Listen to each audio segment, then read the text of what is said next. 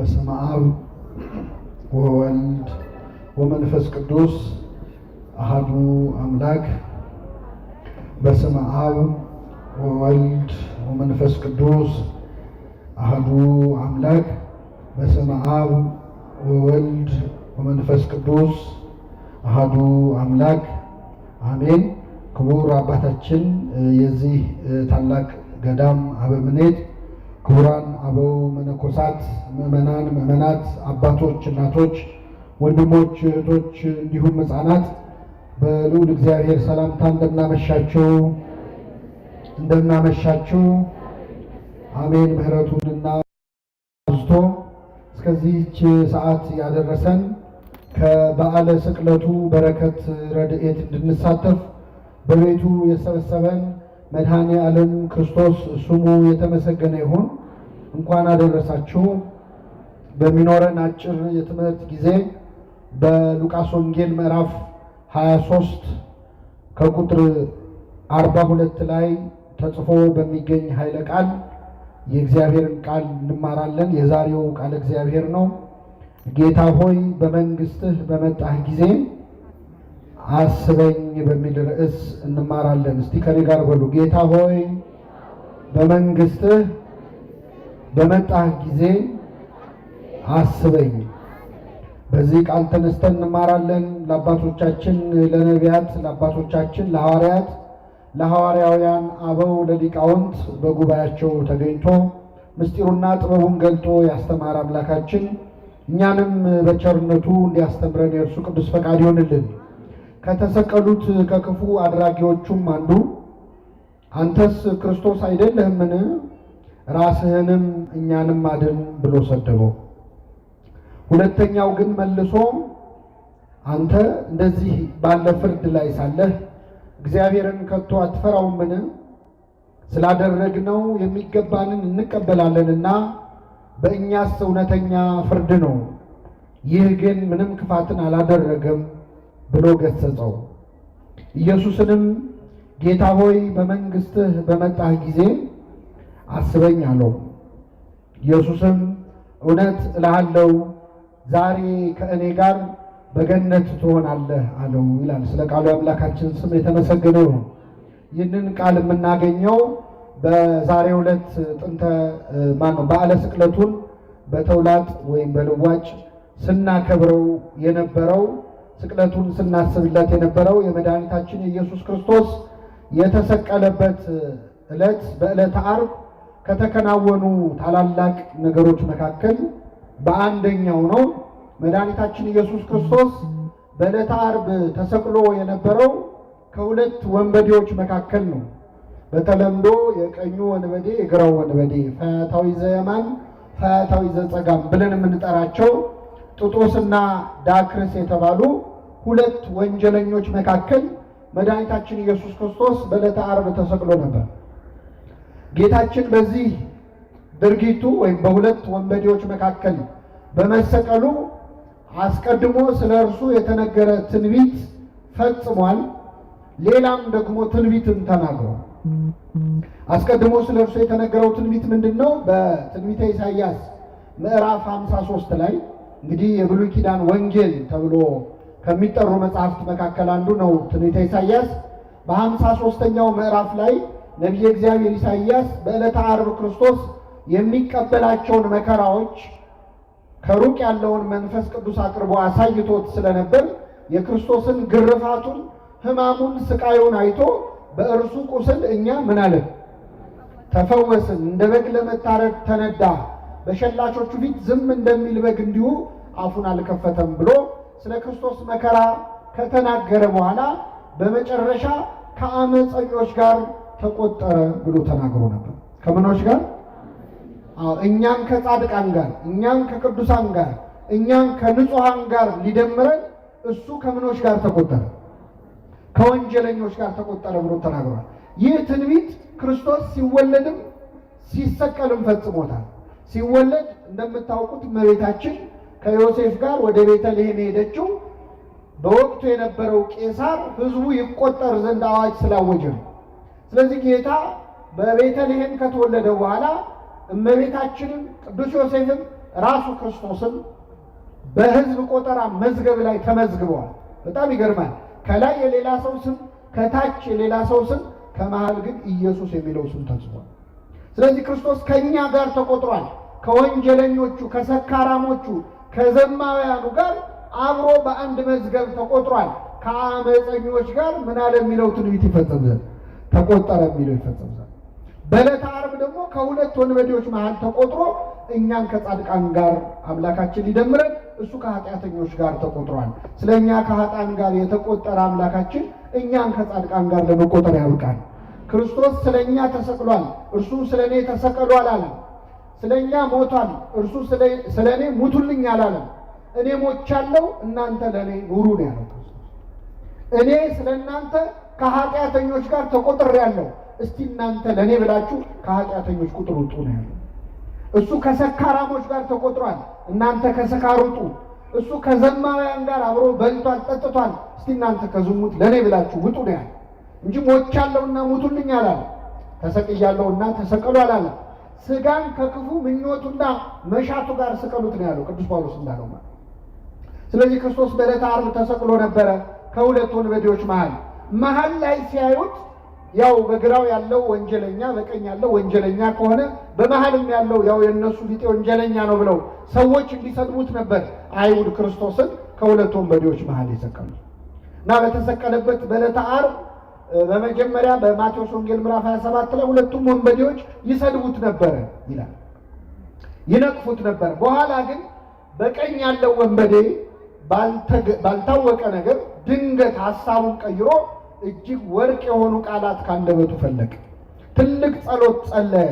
ጌታ ሆይ በመንግስትህ በመጣህ ጊዜ ምን በለኝ አስበኛል። በጣም ከራ ጸሎት አይደለም፣ ከወንበዴ የማይጠበቅ ጸሎት ነው። በነገራችን አንዳንድ ነገር ከማይጠበቅበት አቅጣጫ ይሰማል እኮ አይደል?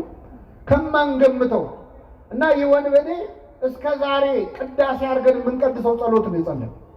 ተዘከረን እግዚኦ በውስተ መንግሥትከ ብላ ቤተክርስቲያናችን ይህንን ድንቅ ጸሎት ቅዳሴዋ ላይ እስክታስገባው ድረስ ለምን የሰራ ጸሎት ነዋ። አንድን ወንበዴ ለገነት ያበቃ ጸሎት ነዋ። ስለዚህ ለወንበዴ ልጆቼ ይጠቅማቸዋል ብላ ቤተክርስቲያን ቅዳሴዋ ላይ እስክታስገባው ድረስ የደረሰ ድንቅ ጸሎት ጸለየ። ጌታ ሆይ በመንግስት በመጣ ጊዜ ምን በለኝ አስበኝ አለ። ቃሉ ተደጋጋሚ ስለሆነ ስለሚነገር አዲስ ነገር ያለው አይመስልም። እስቲ ከኔ ጋር በሉ ጌታ ሆይ ምን ሆይ? አዎ እንግዲህ ጌታ ሆይ ክርስቶስን የማይለው የለም። እንደውም ከመብዛቱ የተነሳ ጌታ ሆይ የሚለኝ መንግስቴን ምን አይነት እስኪል ድረስ ብዙዎች ጌታ ሆይ ብለውታል። ይህ ወንበዴ ግን ጌታ ሆይ ብሎ ክርስቶስን የጠራው በዕለተ ዓርብ ነበረ። ዓርብ ዕለት ክርስቶስን ጌታ ሆይ ብሎ የጠራው ሰው የለም። ሌላ ቀን አሳና እንጀራ አበርክቶ ሲያበላቸው በልተው ሲጠግቡ ጌታ ሆይ እንዴት ዋልክ ያሉት በጣም ብዙዎች አሉ። ሙት ሲያስነሳ፣ ድውይ ሲፈውስ፣ ሽባውን ሲተረትር አይተው ጌታ ሆይ ያሉት ብዙ አሉ። የደስታው ቀን ማለት የስቃዩ ቀን የመከራው ቀን ግን ዓርብ ዕለት ማን ነው ክርስቶስን ጌታ ሆይ ብሎ አክብሮ የጠራው? ዓርብ ዕለት ጌታ ሆይ ያሉት እነማን እንደሆኑ ታውቃላችሁ? በጥፊ የመቱት የሮም ወታደሮች ናቸው። ጨርቅ አምጥተው ፊቱን አለበሱት፣ በጥፊ መቱትና ጌታ ሆይ ማን ነው የመታህ? ትንቢት ተናገር አሉት ይላል። የመዋረድ ቀን ነበረ ዓርብ ዕለት። ባለቅኔው አልቦ ዘመድ ጊዜ ተዋርዶ ብለዋል። በመዋረድ ቀን ዘመድ የለም፣ ክርስቶስ ብቻውን ነበረ። በስቃይ ቀን ማን አብሮት አለ? በመከራ ቀን አብረውት የዋሉ በዋለበት ውለው ባደረበት አድረው የቃሉን ትምህርት የእጁን ታምራት ያዩ አሳ እንጀራ ሲያበረክት የበሉ የጠጡ ሐዋርያት እኮ ከዮሐንስ በቀር እግሬ አውጪኝ ብለው ነው የሸሹ። ብቻውን ነበረ ጌታ፣ ዘመድ አልነበረውም። የመከራ ቀን ማን ከሱ ጎን መታየት ይፈልጋል?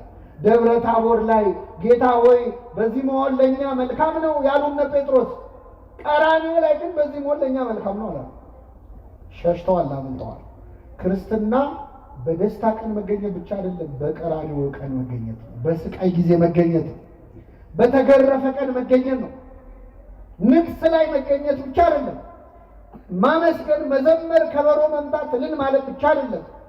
የሐዘኑንም ቀን መካፈል ያስፈልጋል። አሁን ቤተክርስቲያን የሐዘን ጊዜ ላይ ያለችው ነው አይደለም? ምዕመናን አሁን እኛ እዚህ ተረጋግተን ቃሉን በምንሰማበት በዚህ ቅጽበት ካሁን ምን መጣ እያሉ እየተጨነቁ ያሉ ክርስቲያኖች አሉ። ካሁን ምን መጣ እያሉ እኛ የዛሬ 2000 ዓመት ስለተሰደደችው እመቤታችን አይደል ማለት የምንቆሙ እንደርሱ ከማሐዘን ወተሰዶ እያለን እንደርሷ ያለ ስደት መከራ የደረሰበት እያለን እንዘምራለን። ስዕሏን ይዘን ሕፃን ታቅፈው መከራ የተቀበሉ እናቶች ግን እዚሁ ሀገራችን አሉ። ልጆቻቸው እጃቸው ላይ መከራ የተቀበሉ የዚህ ቀን ነው እውነተኛ ክርስቲያን የሚታየው። ዮሐንስን ሆኖ ለመገኘት አምላካችን በቸርነቱ ይርዳል እና በዛ በስቃይ ዕለት ጌታ ሆይ ያለ ወንበዴው በመንግስትህ በመጣህ ጊዜ ምን በለኝ አስበኝ። በመንግስት በመጣህ ጊዜ አስበኝ አለው ጌታ ሆይስ እሺ በመንግስት የሚለው ደግሞ በጣም ይገርማል። በመንግስት ማለት ምን ማለት ነው? አንተ ንጉስ ነህ፣ የራስህ ግዛት ያለህ ነህ። የራስህ ግዛት ያለህ ነህ። እንዴ ክርስቶስን ሲያየው ንጉስ መስሎት ተምታቶበት ነው አይደለም። ዘውድ ደፍቶ አይደለም ያየው። ምን ደፍቶ ነው ያየው? መልሱልኝ። የሸዋክሊን ደፍቶ ነው ያየው። እንደ ነገስታት ጠጅ ሲጠጣ አይደለም ያየው። ሐሞት ነው ሲጠጣ ያየው ክርስቶስ። በበትር ሲደበደብ ነው ያየው። ግን አጠገቡ ያለው አምላክ መሆኑን አወቀ። ለምደነው ነው እንጂ እኮ ደም በደም ሆኖ እያዩ ማመን ይቻላል ወይ? ክርስቶስ እየተገረፈ እያየ አምላክነቱ እንዴት ያለ ሙት ሲያስነሳ እኮ አይደለም ያየው። ይሁን በደም ድውይ ሲፈውስ አይደለም እሱ የሆነ ኖሮ ቀላል ነው። ሲያበላ ሲያጠጣ አይደለም እንዴ? ያበላ ያጠጣ ቀን እኮ ክርስቶስ አሳና እንጀራ አበርክቶ ያበላቸው ሰዎች ካላነገስን ብለውት እኮ ሸሽቶ ተራራ ላይ ወጥቶ እንደመለጠ ታውቃለህ። አመለጠ ክርስቶስ። እናንግስ ብለውት ለምንድን ነው? ስለጠገቡ ነው አለ ሆዳቸው። ሆዳቸው ሲሞላ ንጉሳችን አንተ ነህ ብለው በግድ ሊያነግሱት ነበር። 2 ቀን ሙሉ ፈለጉት ይላል። ከኔ ጋር ናችሁ? ስንት ቀን ሙሉ? በጀልባ ሁሉ ምናልባት የብስ ላይ ላይኖር ይችላል፣ ባህር ላይ ካለ ብለው በጀልባ ፈለጉት ይላል። ለሆዱ ሲሆን እግዚአብሔርን የማይፈልግ ማን አለ? ለሆዱ ሲሆን ከዛ አገኙት። መምህሮ የት ከረም ካሉት ይላል። አው ስለበላችሁና ስለጠገባችሁ የፈለጋችሁ ያላችሁ ጌታ። ይህ ወንበዴ ግን በክርስቶስ ያመነው ተገርፎ እያየው ነው። ፊቱን ውበቱን አይቶ አይደለም። አንዳንድ ሰዎች የክርስቶስን መልኩን አይቶ ያመኑ ሰዎች አሉ። የወደዱት ፊቱን ለማየት ከሰው ልጆች ይልቅ መልኩ ያማረ ነው እንዳለ ነብዩ እግዚአብሔር ፊቱ ስለሚያምር ሊያዩት የመጡ ሰዎች አሉ። ዓርብ ዕለት እኮ ክርስቶስ እንኳን ውበት መልክ የለውም። መልክና ውበት የለውም ነው ያለው ነብዩ። ምንና ምን የለውም? ውበቱን ተውት፣ መልክ የለውም። አይኑ የትጋ አፍንጫ የቱ ጋር እንዳለ ማወቅ እስከማይቻል ፊቱ በደም ተለውሷል። ዓርብ ዕለት የሚያየው ሰው የሚያየው የተሰቀለ ስጋ ነው። ታውቃላችሁ? የተሰቀለ ስጋ ነው የሚያየው። ለማየት እንኳን ያሰቅቅ ነበር። ወደ እሱ አቅጣጫ ማየት ይጨንቅ ነበር። ፊቱን እንደሚያዞርበት ሆነ ይላል። የሚያዩት ሰዎች በደንብ ለማየቱ እስኪጨነቁ ድረስ። ለምን? የተገረፈው 6666 ጊዜ ነው። የኛ ቤተክርስቲያን 6666 ጊዜ ትላለች። ቅዱስ ኤፍሬም ሶርያዊ ግርፋቱን መቁጠር እንችላለን፣ ህመሙን ግን መቁጠር አይቻልም ይላል። ምን ያህል እንዳመመው መቁጠር አይቻልም። ይህን ያህል ተገረፈ እንጂ ይህን ያህል አመመው ማለት አይቻልም። የተገረፈው እኛ ለውሄ በምናጫወው ጅራፍ ይመስላችኋል? አይደለም። ሮማውያን ጆሲፈስ ፍላቪየስ የሚባለው የሮማውያን ታሪክ ጸሐፊ ሮማውያን የሚገርፉት በብረት ቁርጥራጭ ነው ይላል። በተቆራረጠ ብረት በሚስማርና በሾሎ አጥንቶች። ስለዚህ አንድ ሰው ሲገረፍ ስጋው ላይ ያ ሚስማር ይሰካል፣ ያ አጥንት ይሰካል እና ሲያነሱት ስጋውን እየነጨ ነው የሚደርሱት። እና አንዳንዴ ደግሞ በጣም ብዙ ስጋ ይነጭና አራግፈው ነው ቀጥሎ የሚገርፉት። የለበሰው ልብስ እኮ በደም ቀይ ነበረ። ቀሚስ ለምን ቀላ? ነብዩ ኢሳይያስ ቀድሞ አይቶት ከሩቅ እኮ ነው። ቀሚስ ለምን ቀላ? ወይን እንደሚጨምቁ ሰዎች ለምን መሰለ ቀሚስ ይላል። ዓርብ ዕለት እኮ እነሱ ቀይ ልብስ ለማልበስ ደከሙ እንጂ ቀድሞ እኮ ልብሱ ቀይ ሆነ በገዛ ደግሞ ማለት። እንደዛ እየተሰቃየ አይቶ ግን አመነበት። የቀኝ ወንበዴ አምላክ መሆኑን አወቀ። ንጉሥ ነህ አለ። በመንግስት አለ። በመንግስት ብቻ አይደለም፣ በመጣህ ጊዜ አስበኝ። ምን ባልክ ጊዜ? ምን ማለት ነው? አሁን እንደማይ ሞታ አትቀርም፣ ከሞት ትነሳለህ። ተነስታ አትቀርም፣ ወደ ሰማይ አርጋ አትቀርም፣ ዳግም ልትፈርድ በመጣህ ጊዜ። አይገርማችሁ? አጠገቡ ያለው ሞቶ እንደማይቀር ከሞት ተነስቶ እንደሚያርግ አርጎ እንደማይቀር እንደሚመጣ ሊፈርድ እንደሚመለስ አውቋል ወንበዴው። በምን አወቀ? ኢትዮጵያዊ ሊቅ ቅዱስ ያሬድ ዛሬ አባቶቻችን ሲያዜሙት የነበረው ፈያታዊ ዘየማን መኑ መሐረከ ታይምር ዘንተ፣ የቀኝ ወንበዴ ይህንን እንድታውቅ ማን ያስተማረ? የት ነው የተማርከው? አጠገቤ ያለው ንጉሥ መሆኑን በምን አወቅ? ምጽአቱን ማን ነገረ ብሎ ቅዱስ ያሬድ ይጠይቀዋል። ከዛ ራሱ ቅዱስ ያሬድ በመንፈስ ቅዱስ ተቃኝቶ ራሱ ይመልሳል። ነቢያትን አልተከተልኩም፣ ነቢያት አላስተማሩኝም፣ ሐዋርያትም አልሰበኩኝም፣ ፀሐይ ጠቅሳ ጠራችኝ፣ እሷን ባየው ጊዜ አመንኩኝ ይላል። ይህንን ወንበዴ የመለሰችው ማን ነበረች? ፀሐይ። ፀሐይ ጨለመ፣ ጨረቃ ደም መሰለ፣ ከዋክብት ረገፉ። ያኔ የፀሐይ አምላክ አጠገቡ እንዳለ አወቅ። ፀሐይን አይቶ የወንበዴ ተመለሰ። በፀሐይ ስብከት ንስሐ ገባ። እኛ ስንት ስብከት ሰምተናል ነው ማለት? እስቲ ንገሩ፣ ስንት ስብከት ሰምተናል? አዎ ተመለስ ያለው ፀሐይ አይቶ ይመለሳል።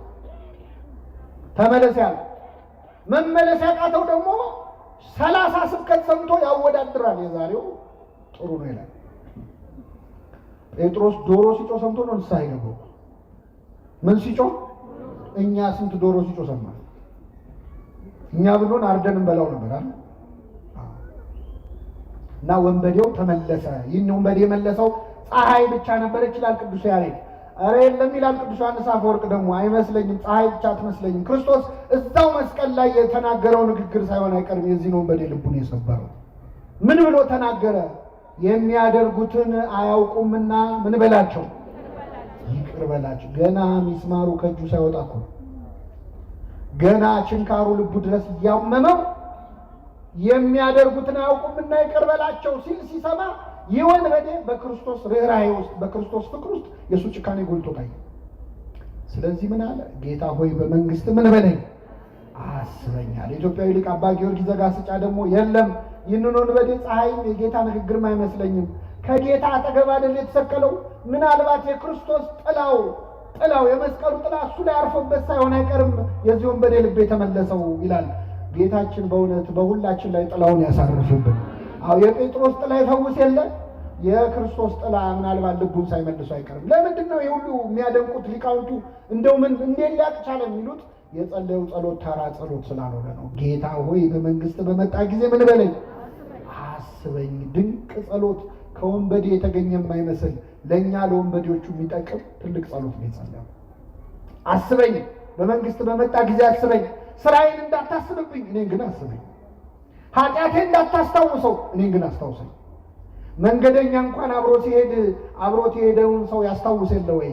በመስቀል መንገድ ላይ አብሬ የሄድኩት እኔን አደራ አስበኝ። ስራዬን እንዳታስበው፣ ስራዬ የሚጠቅም አይደለም፣ ገደል የሚከት ነው፣ የሚያስኮንን ነው፣ ለመንግስት የሚያበቃ አይደለም። እኔን ግን አስበኝ። ካጠገብህ አልነበርኩ? ለመነ ይህ ወንበዴ። በጣም ድንቅ ጸሎት። ክርስቶስ ከማንም ይምጣ በትህትና የሚጸለይ ጸሎት ይሰማል አይሰማም? ይሰማል። አንተ ደግሞ አሁን በመንግስት አስበኝ ስትል አታፍርም? ምን ስትሰራ ከርመህ አላለም? ትሁት ልብ ያለው ሰው ሲለምነው ይሰማል እግዚአብሔር። በትህትና ሆነ። አሁን የወንበዴ ዛሬ ገነት ልግባ ቢል ኖሮ ምኑ ትዕቢተኛ ነው ያስብላል። እሱ ምንድን ያለ?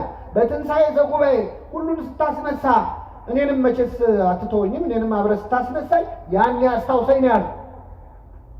ዛሬ ከኔ ጋር ቤት ትሆናለህ አለው። እየሰማችሁ ነው? ዛሬ ከኔ ጋር ቤት ትሆናለህ፣ በገነት ትሆናለህ። ይህን ወንበዴ የተቀበለ አምላክ ይቀበላል። የሚገርማችሁ ወንበዴው ገድሉ ብዙ ነው። በጣም አስገራሚ ሰው ነው። ጌታ ሆይ ብሎ ጌትነቱን፣ በመንግስት ብሎ መንግስቱን፣ በመጣ ጊዜ ብሎ ምጽአቱን፣ አስበኝ ብሎ ምህረቱን ጠየቀ። ይህ ብቻ ግን አይደለም። በግራ ያለው ጓደኛው አብሮት ሲሰርቅ ሲበድል የነበረ ሰው ክርስቶስን ተሳደበ። በቀረው ሰዓት ሰደበው። እስቲ እግዚአብሔር ያሳያችሁ። ክርስቶስ ምን ያህል እንደተገረፈ ነግሬያቸዋል። የቆሰለ ሰው ይሰደባል ወይ? እንደዛ ስቃይ ላይ ያለ ይሰደባል። ተሳለቀበት። ራስህን አድን። እኔ በቤተ ክርስቲያን መከራ የሚሳለቁ ሰዎች ነው የሚመስለኝ። ይዘው የግራ ወንበዴዎች አሉ።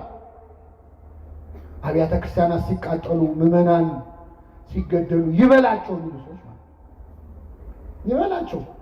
ራስህን አድን። አንተ ክርስቶስ አይደለህ?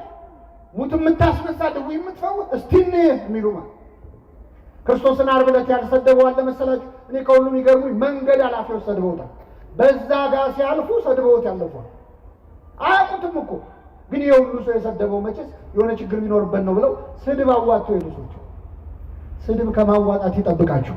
አሁን በዚህ በሚዲያ ዘመን አናጣራም እኮ የሆነ ሰው 10 ሰው ከሰደበው 30 ሰው ይጨምርለታል። የሚያውቀውም የማያውቀውም የሆነ ስድብ ያዋጣል። እና ክርስቶስን ያልነቀፈው ያልሰደበው የለም። ጆሮው ስድብን ተቀብሏል። መቸንከር መቁሰል ብቻ እንዳይመስላችሁ፣ ሕሊናው እኮ ቆስሏል። እመቤታችን ስታለቅስ ማየት ራሱ የጌታ ቁስል ነው። ታውቀለት ወዳጁ አልዓዛር በሞተ ጊዜ የአልዓዛር እህቶች ሲያለቅሱ አይቶ ክርስቶስ አለቀሰ ይላል። እነማ ሲያለቅሱ አይቶ? የአልዓዛር እህቶች ለቅሶ ካስለቀሰው እናቱ ስታለቅስ ሲያይ ምን ይሰማው ይሆን? ጌታችን እኮ ከሚስማር በላይ የወጉ ሐዘኖች አሉት። ዓርብ ዕለት ታውቃላችሁ። የእመቤታችን እንባ ራሱ ለቅሶ፣ ስድቡ፣ ጥላቸው፣ ክህደቱ፣ ሐዋርያቱ ጥለውት ሄዳቸው እና የወንበዴ በግራ ያለው ሰደበው። የቀኝ ወንበዴ ግን ምን አለ? አንተ እንደዚህ አይነት ፍርድ ላይ ያለ እግዚአብሔርን አትፈራ? እኛ ስላደረግነው የሚገባንን እንቀበላለን። ይህ ግን ምንም ክፋትን አላደረገም ነው። ጓደኛውን መከረ። አንተ በእግዚአብሔር እጅ ተይዘህ ልትሞት ደቂቃ ቀርቶ እግዚአብሔርን አትፈራውም ወይ አለ።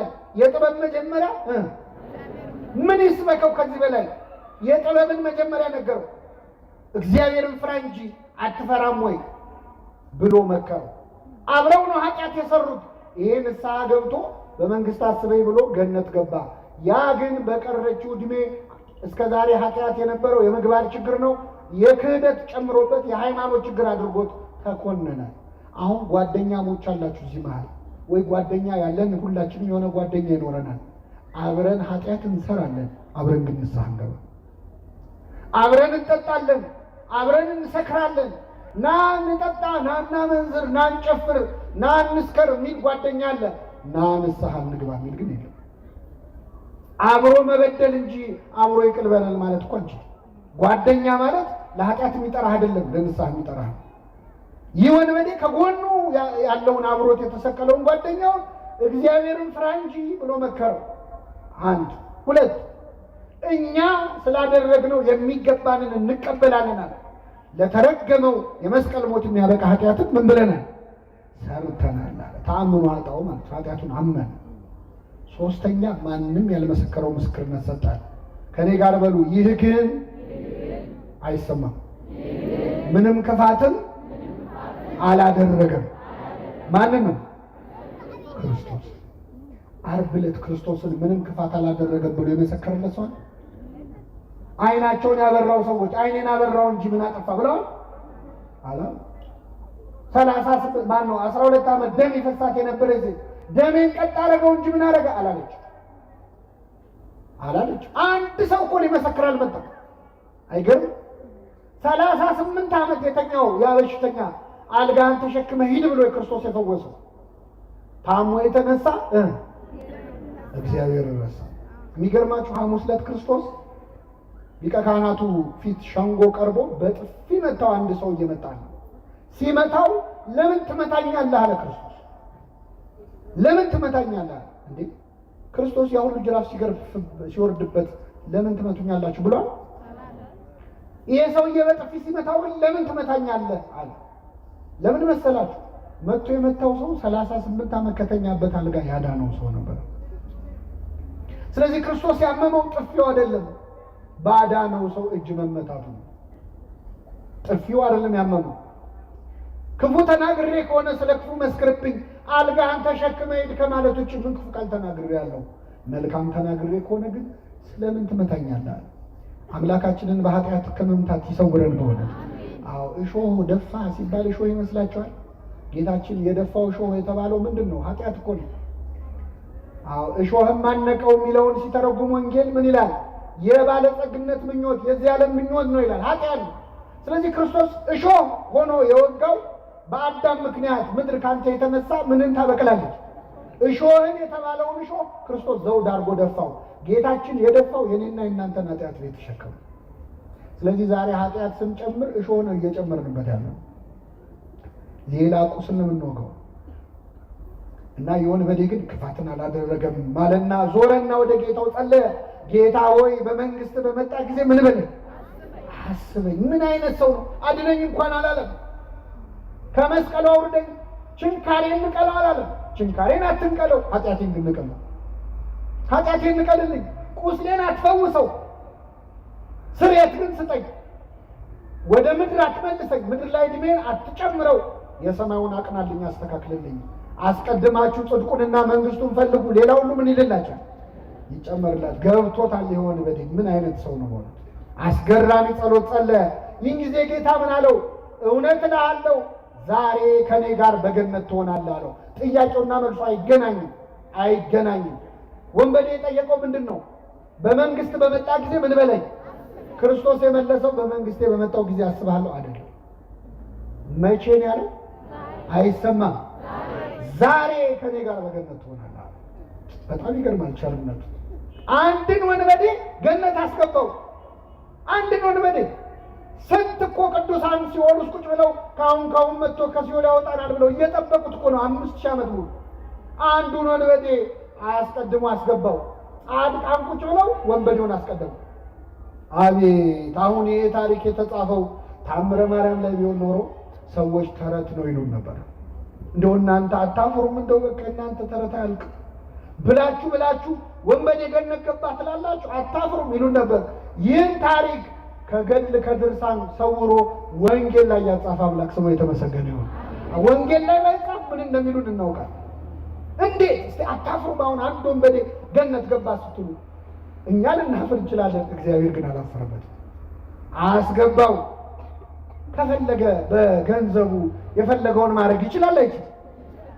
በላይ ሰባሁን በጥርኝ ውሃ በትንሽ ውሃ ገነት ገባ ሲባል ደማቸው የሚፈላ ሰዎች እንዴት በትንሽ ውሃ ይላል? ውሃው በበርሜል መሆን ነበረበት። እግዚአብሔር በትንሹ ማዳን ይችላል አይችል? በጥቂትም በብዙም ማዳን ለእግዚአብሔር አይቸግረውም። እና አስገባው። ግን ገርሞናል። መቼስ የእግዚአብሔር ምሕረት እኮ በጣም ይገርማል። ለእኛ አይምሮ እኮ ይከብዳል። እኛ ለራሳችን እንኳን ይቅርታ እናደርግም። እሱ የሚምረንን ያህል እሱ የሚተውልንን ያህል እኛን ተውም ለራሳችን። አንተ ራስህ ይቅር ባትለው ራሱ እግዚአብሔር ይቅር ይላል፣ ይምራል። እና አንዳንዴ ምሕረቱ ከሰው አይምሮ በላይ ሆነና አይ እዚህ ጋማ ይበቃል እንላለን። እኛ እስከሆነ ልክ ስለሆነ ይቅር የምንለው እግዚአብሔርም እንደኛ እንዲሆን እንጠብቃለን። እሱ ግን እንደዛ አይደለም። እኛ ሰው ለመጥላት ሰበብ ነው የምንፈልገው፣ እግዚአብሔር ሰው ለመውደድ ሰበብ ነው የሚፈልገው። እኔ በምን ልቀየመው እያልን ነው እኛ መከራ የምናየው፣ እሱ ደግሞ በምን ልማረው ብሎ ነው መከራ የሚያየው። ከአንድ ሰው ላይ እኮ እንከን ፈልገን ለመጥላት ማለት እኔ እሷን አልወዳትም እሱን አልወደውም ለማለት ሰበብ እንፈልጋለን። ሰበብ ከጠፋ ምን እንደምንል ታውቃላችሁ? ትከሻ አይወዳትም እንላለን። እኔ እገሌ ዝም ብሎ ውስጤ ይነግረኛል እንዲሁ አልወደውም የምንለው ሰው አለ የለም? እግዚአብሔር በሉ እስኪ ዓለሙን እንዲሁ ወዷል። እንዴት ወዷል? እንዲሁ። እሱ እንዲሁ ወዶናል፣ እኛ እንዲሁ የምንጠላው ሰው እንዲሁ ሳያት ትከሻ ይነግረኝ የአይኑ ቀለም አያምረኝም ብለን የምንጠላው ሰው የምንጠላበት ሰበብ ቢጠፋ ማለት ነው። አልተገኘማ። የሚገርመው ያለ ሰበብ የጠላነውን ሰው ትከሻ አይወደውም ያልነውን ሰው የሆነ ጥፋት ሲያጠፋ እኮ እኔ እኮ ቀድሜ ይታወቀኝ ነበር እንላለን። ያንተ ትከሻ ነብይ ነው እንዴ? ጉድ እኮ። እግዚአብሔር ደግሞ በምን ልማረው ይላል፣ ሰበብ ይፈልጋል። ምግባር ቢያጣ እምነቱን ያህል እንደው በቃ ትንሽ ቅንነቱን እግዚአብሔርን ለመፈለግ በሉ እስኪ ልቡን የሚያቀናውን ሁሉ ቸሩ እግዚአብሔር ይቅር ይበለው። አሁን መጽሐፈ ዜና መዋዕል ነው የሚለው። ቢያጣ ትንሽ እግዚአብሔርን የሚፈልግ ልብ እንዳለህ ካወቀ እሱን ሰበብ አድርጎ ይምራል። እግዚአብሔር መንግስቱን በርካሽ ዋጋ ሸጠው ብለዋል ባለቅኔ። በርካሽ ዋጋ ሸጠው። እዚህ መሀል ነጋዴ ካለ ይበሳጫል። እግዚአብሔር ግን መንግስቱን በዘለላ እንባ ሸጠው። ጠብ ባለች በአንዲት እንባ ሸጠው። መንግስቱን ያህል ነገር እንዴት በእንባ ይሸጣል? በትንሽ ነገር ነው የሚሸጠው። ለመማር ሰበብ የሚፈልግ አምላክ ስለሆነ እና ይህ ወንበዴ በመንግስት ምን በለኝ አስበኛል። ከሱ በፊት እኮ ጓደኛው አንተ ክርስቶስ አይደለ ራስን አድን ብሎ ሰድቦታል። ሲሰድበው መልስ አልሰጠውም። ማረኝ ሲለው ግን ካፉ ተቀበለው።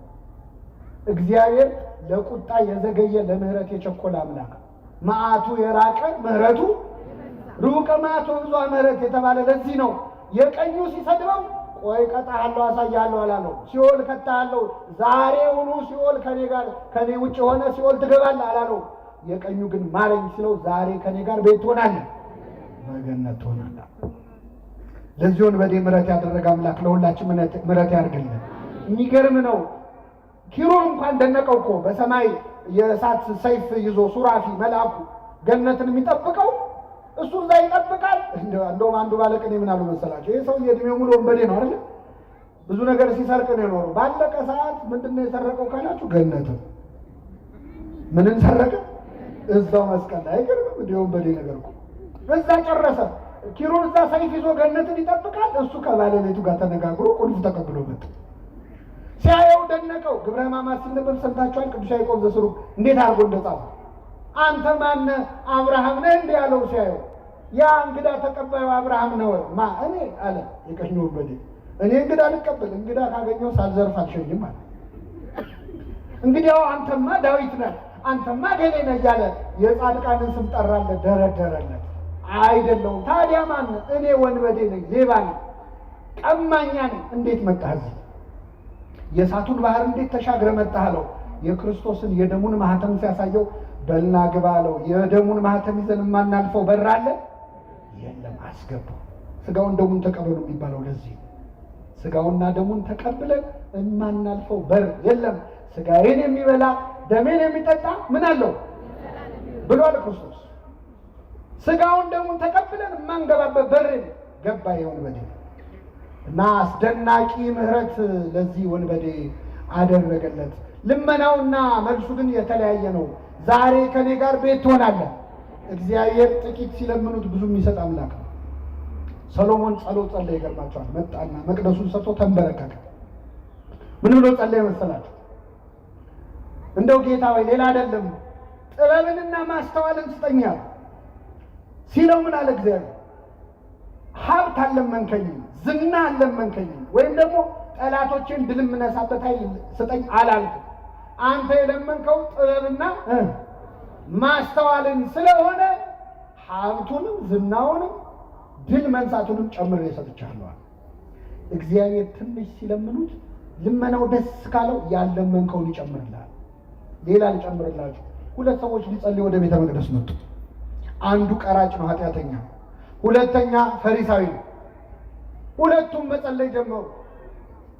ፈሪሳዊው እንደው በጣም አስቂኝ ጸሎት ነው ያደረገው። ምንድነው? ጽድቁን ነው የሚያወራው። ጌታ ሆይ በሳምንት ሁለቴ ጾማለሁ።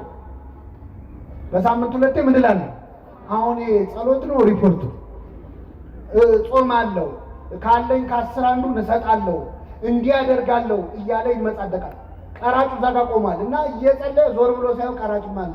በሳምንት ሁለቴ ጾማለሁ፣ አስራት አወጣለሁ፣ እንደዚህ ሰውዬ ስላላደረከኝ ምን እልሃለሁ? አይገርም?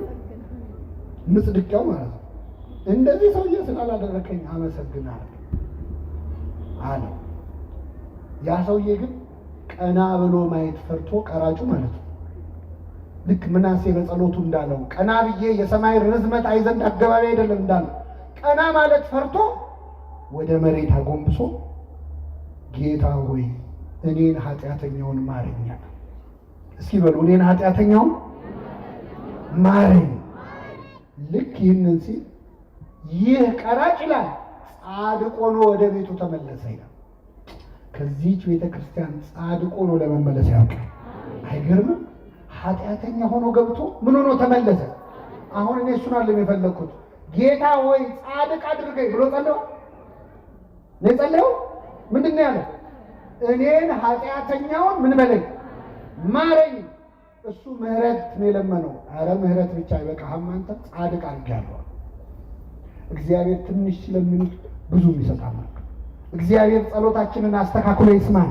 አሁን እኮ በእውነት እግዚአብሔር አቅንቶት ካልሆነ የኛ ጸሎት ነው። እየሰማችሁ ነው።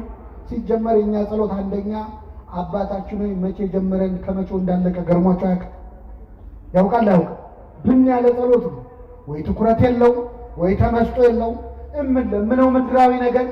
ይህ ወንበዴ ከኛ እንዴት ተሻለ? ጌታ ሆይ በምን አስበኝ ነው ያለው። በምን እኛ ምን ለምነው መንግስቱን ነው ወይ? እስቲ ዛሬ ጸልየ ነው የምንሄደው ጸሎት፣ ስንገባ ጸልየን የገባነው ጸሎት መንግስቱን ነው? እንደው አደራህን የመንግስትህን ነገር ብለናል። ምድራዊ ነገር እኮ ነው ልመናችን። እኔ አባታችን የሚለው ጸሎት ራሱ እኛ ብንሆን የጻፍነው እያስባለሁ አንዳንድ አባታችን ሆይ በሰማያት ስምህ ምን ይበል፣ ከዛስ ፈቃድህ በሰማይ እንደሆነች፣ ከዛስ የዕለት አሁን እግዚአብሔር ስለሰጠን ነው እንጂ እኛ ቢሆን የጻፍነው አባታችን ሆይ እንጀራችን ውስጥ ብለን ነው የምንጀምረው።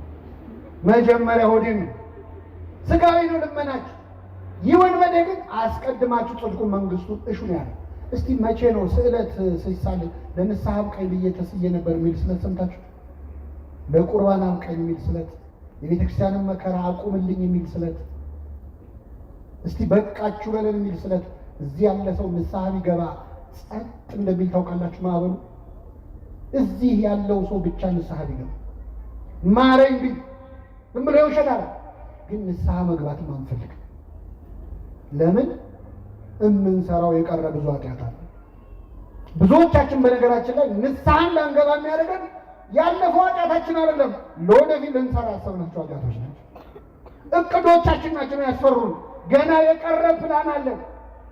ስለዚህ አይቀስ ብዬ በኋላ ገባለሁ እንድንል ያደረገን ገና ከኃጢአት ፍቅር ስላልተላቀቅን ነው። አምላካችን ያላቀን በመንግስት በመጣ ጊዜ ምን በለኝ አለ፣ አስበኝ። ዛሬ ከኔ ጋር በየት ትሆናለህ አለው፣ በገነት ትሆናለህ አለው። ይህ ወንበዴ 10 ደቂቃ ባልሞላች ጊዜ ውስጥ ነው ክርስቶስን አናግሮ ንስሐ ገብቶ ገነት የገባው። እኛ ጊዜ የለኝም ወደ እግዚአብሔር ለመመለስ እንላለን። ሰበብ ምን ቢዚ ብትሆን፣ በስራ በትምህርት በማህበራዊ ህይወት ብትወጠሩ ከዚህ ወንበዴ በላይ አልተቸነከራችሁ። ሰበብ የለንም። ይህ ወንበዴ በደቂቃ ምህረት እንዳገኘ ተመለሱ እንጂ እግዚአብሔር ወደ ሁላችን ይመለሳል። የእኛ ንስሐ የማያስተካክለው ነገር የለም። ጸሎታችንን አርትቶ ስለሚሰማ ማለት ነው። አንድ አባት ያደረጉትን ልንገራችሁና አበቃለሁ። ጸሎት ብዙ ጊዜ እኛ የምንጸልየው ጸሎት የማይሰማበት አንዱ ምክንያት እግዚአብሔር ስለሚወደን ነው። እስኪ በሉ እግዚአብሔር ምን ስለሚለን? ለምን መሰላችሁ? አሁን እዚህ መሀል ወላጆች አላችሁ። ልጃችሁ እንደው ቤት ውስጥ አይጥ አስቸግሯችሁ ለአይጥ ብላችሁ የገዛችሁት መርዝ ቢኖር ይህንን መርዝ በዳቦ አድርጌ ካልበላው ብሎ ልጁ ቢያለቅስ ወይ ልጄ ለምን ጓጉቶ ይቀራል ብላችሁ ትሰጡታላችሁ? ቢያለቅስስ አለቀሰው ትሰጡታላችሁ? እንገርፈዋለን እንጂ አንሰጠው። ለምን? ልጃችን ስለሆነ። እግዚአብሔር አባት ነው። ስንት ክፉ ነገር ለምን ነው ይገርማቸዋል። ስንት ነገር የማይጠቅመን ክፉ ነገር ለምን ነው። ሲጀመር አቋምም የለንም እኛ እኮ ስንጸልይ ታውቃላችሁ። ዛሬ አሁን እዚህ በአብዛኛው የማየው ወጣቶች ነው። የወጣቶች ጸሎት ብዙ ጊዜ ከጋብቻ ጋር የተያዘ ነው አይደለም? አዎ። አንድ ወጣት ይመጣና አንዲት ሴት ይወዳል። እንደው ጌታ ሆይ መድኃኒዓለም እቺ ልጅ እጄ ካስገባ የዛሬ ዓመት ድባብ ነው የምሰጠው ይላል። ታስሮ ሄዶ ሳምንት ሳይሞላ ይመጣና ጌታ ሆይ እቺኛዋን ተዋትና እንዴ ማመልከቻ እንኳን እኮ ሽርዝ ድል ሲበዛው ሪጀክት ይደረጋል። እንኳን ጸሎት ማለት አቋም የለም። ዛሬ የምንፈልገው ሌላ፣ ነገ የምንፈልገው ሌላ፣ ዝብርቅርቅ ያለ ጸሎት ነው የምንጸልየው። ግን ይሰማናል እግዚአብሔር። አይገርም? ጸሎቴን ያልከለከለ በሉ እስኪ እግዚአብሔር ይመስገን። ምን መሰላችሁ? ልትጸልዩ ስትመጡ ዝም በል ይላል እግዚአብሔር። ስንት ነገር ስታወራ ከቤት እዚህ እስክትደርስ እያማሽ መጥተህ ተሳድበህ ክፉ ተናግረህ መጥተህ አማትበህ ልትጸልይ ስትል በል ዝም በል በዚህ አፍማ እንዳጠራኝ ይላል። ጸሎቴን ያልከለከለ እግዚአብሔር ይመስገን ይሰማናል። የመላእክቱን ምስጋና በሰማበት የእኛን ይስማ። አይገርም? መላእክትን በሰማበት ይሰማናል። የእነሱን መዝሙር በቅድስና የሚዘምሩትን በሰማበት የእኛን ይሰማል። ከኃጢአተኛ አፍ ምስጋና ለምን ነው አይልም። በኃጢአት ተወደስኩ፣ በኃጢአተኛ ሰው አፍ ተወደስኩ ብሎ አይቀየምም። ይሰማል፣ ያርማል። ጸሎቶቻችንን የሚጠቅሙንን ወስዶ የማይጠቅሙንን ይተውልናል። የለመናውን ሁሉ ስላልሰማን ስሙ የተመሰገነ ይሁን። የለመናውን ሁሉ ቢሰጠን ገደል እንገባ ነው። የምንለምነውን እንደማናውቅ ያውቃል። ይህ ወንበዴ ግን ብዙ እርማት የማያስፈልገው ጸሎት ጸለየ። በመንግስት በመጣ ጊዜ ምን በለኝ አለ። አይ የለም ጊዜዋን ብቻ አስተካከላት እግዚአብሔር። ጊዜዋን በመንግስት እስክመጣ አላስጠብቅም። መቼ ከኔ ጋር ትሆናለህ? በዚህ በጣና ገዳማት አንድ ዋሻ ላይ ይጸልዩ የነበሩ አንድ ባህታዊ አሉ። ከኔ ጋር ናችሁ? እግዚአብሔር ከሁላችን ጋር ይሁን። እና እኚህ ባህታዊ እንግዲህ ባህታዊ ማለት ለምሳሌ እዚህ ከኔ ጀርባ አበው መነኮሳት ታያላችሁ። መነኮሳት አሉ። መነኮሳት በገዳም የሚኖሩ እንዲህ ባለ ገዳምም በሩቅ ባሉትም ገዳማት የሚኖሩ መነኮሳት ናቸው። ባህታውያን ደግሞ ገዳምም አይገቡ፣ በስርዓተ ቤተክርስቲያን ገዳም የሚገቡ አይደሉም። በበረሃ ነው የሚኖሩት፣ አይታወቁም። እና እውነተኛ ባህታዊና ሐሰተኛ ባህታዊ መለየት ከፈለጋችሁ እኔ ቆንጆ መለያ ነግሬያችሁ ሂዱ። ዛሬ ምን መሰላችሁ? አንድ ባህታዊ አንተ ካወቀው ባህታዊ አይደለም ማለት ነው። የሰማችሁ? ካወቅነው እኛ ባህታዊ አይደለም። ለምን? ባህታውያን አይታወቁም። መነኮሳት እንኳን የሚያገኟቸው በራእይ ለምሳሌ አባ መቃርስ አግኝቶታል። አባ ጳውሎስ አይቶ አናግሮት መጣና ምን አለ መሰላችሁ? መነኩሴ አይደለሁም፣ መነኩሴ ግን አይቻካለሁ አለ። መነኩሴ አይደለሁም፣ ምን አይቻካለሁ? መነኩሴ አይደለሁም። እና እውነተኛ ባህታውያን ዓለም ላይ ያሉ ስማቸው ማን እንደነበረ ጭምር ይረሳሉ። ዓለማዊ ስማቸው ይጠፋቸው። ዓለም ላይ እንዴት ነው ፀሐይ ይወጣል፣ አሁን ንጉሥ ይነግሳል፣ እንደ ድሮ እንዴት ነው ብለው ነው የሚጠይቁት። ምንም ከዓለም በፍጹም የተለየ ዓለሙን ወስደው ባህታዊ የሚሉ ሰዎች አትመኑ ማለት ነው። በሌላ ቋንቋ ገብቷችኋል? አሁን የኛ ሕዝብ ማንም ተነስቶ ፀጉሩን ካሳደገ ይቀበላል። እኔም አሁን ትንሽ ቢጨምር እርግጠኛ ነኝ ትከተሉኛላችሁ። የቀበሌ ቤት ይዞ እንዴት ባህታዊ ይሆናል? መሀል ከተማው። አሁን ደግሞ የመጣብን በዚህ በሚዲያ ዘመን የዩቲዩብ ቻናል ያለው ባህታዊ ያለው ሰብስክራይብ አድርጉ የሚል ማለት ነው። ጉድ ነው። እስቲ የዛሬ 3 ወር ዓለም ያልፋል ብሎ ትንቢት ይናገራል፣ ግን ሰብስክራይብ አድርጉ ይላል። ዓለም ካለፈ ለምንድን ነው ሰብስክራይብ የምናደርገው? በሰማይ ልናየው መቀለጃ ሆነናል። ከዚህ ጠብቀን እግዚአብሔር እና እውነተኛ ባህታዊ ነው ይሄ የምላችሁ። በዋሻ ውስጥ ሆኖ ሲጸልይ አንድ አባት ይመጣሉ። እኛ አባት በጀልባ ተሳፍረው እስቲ እዚህ ደሴት ላይ ትንሽ አረፍ ልበል ብለው አረፍ ሊሉ ሲገቡ ድምፅ ሰው ተከትለው ሲያዩ ሰውነቱ በፀጉር የተሸፈነ ሰው ይጸልያል እያልጎመጎመ። ቀረብ ሲሉ በጣም ያስፈራ ሰው ገረማቸው። ጸሎቱን ግን ሲሰሙ ደነገጡ። የሚጸልየው ምን ብሎ ነው? ጌታ ሆይ አትማረኝ ብሎ። ምን አትበለኝ? ብሕትውናው ይገርማል፣ ምናኔው ይገርማል፣ ጸሎቱን ያስደነግጣል። ከዛ ቀረብ ባሉትና እጅ ጸፍተው ቀሰቀሱ። መጣ፣ ተሳለመ መስቀል። ማነህ? እንዴት በዚህ ምን ትሰራለህ? እንደዚህ ነው። ስንት ዓመት ሆነ? ይህን ያህል። ጥሩ ነው ያለ ያስከው ነገር ግን የምትጸልየው ጸሎት በጣም ይከብዳል። ምን ነው አለ። አትማረኝ የሚል ጸሎት ከየት ነው ያመጣኸው? አይ አንድ መነኩሴ መተውን ያስተማሩኛል። አይ ሰይጣን የተጫወተባት ሰይጣን መነኩሴ ነኝ ብሎ መጥቶ የውሸት ነገር አስተምረዋል። እና ምን ብዬ ልጸልይ? አባታችን ይበላል አላውቅም ማለት ቅድስና እንጂ እውቀት የለውም። አላውቅም ማለት እውቀት ያስታበያል፣ ፍቅር ግን ያንጻል ይላል። አይ ገረማቸው። ቁጭ አድርገው እኔ እናንተ የምናውቀውን አቡነ ዘበሰማያት ቁጭ አድርገው አስተማሩት። አባታችን በሰማያት የምትኖር ስምህ ይቀደስ፣ መንግስት ትምጣ። በደንብ አስጠኑት። ከዛ ሲችለው በል በቃ እኔ ልሄድ ነው ብለው ተሰናብተውት በጀልባ ተሳፍረው ሄዱ። ቆሞ ሸኛቸው፣ እጁን እያወዛወዘ በጣም ደስ ብሎት በፍቅር አሁን አዲስ ጸሎት ተምሯል። ሊጸልይ ወደ ዋሻው ተመልሶ ጀመረ ጸሎት። አባታችን በሰማያት የምትኖር ስምህ ይቀደስ ብሎ ጠፋበት። ቆይ ልመልሰው። በሰማያት የምትኖር ስምህ ይቀደስ ጠፋ ቢለው ይሰራው ቢያል አይ እኚህ ሰውዬ ሳይርቁኝ በፊት ልድረስባቸውና ይንገሩኝ ብሎ ሮጦ ሄዶ ጀልባውን አስቆመና ስምህ ይቀደስ ብሎ ቀጥሎ ምንድን ነው አላቸው። ሮጦ ሄዶ ነው ያልኳቸው። በምን ላይ ነው የሮጠው? አይሰማም። ሲያዩት ውሃ ላይ እየሄደ ነው። እሳቸው ምን ላይ ነው ያሉት? እና ስምህ ይቀደስ ብሎ ምንድን ነው ሲላቸው በሌኔ ወንድም እንደ ድሮ አትማረ ይለቀጥላል። እግዚአብሔር ጸሎቱን ሰምቶታል። አልሰማውም? ለምንድን ነው የሰማው መሰላችሁ? እግዚአብሔር የሰማው ያለውን ሳይሆን ለማለት የፈለገው ነው። እግዚአብሔር ለማለት የፈለግነውን ይስማል። አሁን ልባችን ውስጥ ያለውን ድረስ ጠልቆ ነው የሚሰማው። ከጥልቁ ጠራው እንዳለ ነው እግዚአብሔር ላይ ማለት እና ይህ ወንበዴ ጌታ ሆይ በመንግስትህ አስበኝ ባለው ጊዜ ፈጥኖ የመለሰ መድኃኔ ዓለም ክርስቶስ የሁላችንን ጸሎት ፈጥኖ ይስማን። ሀገራችንን ቤተክርስቲያናችንን ሰላም ያድርግልን። የሰማነውን በልቡናችን ጽላት ይጻፍልን።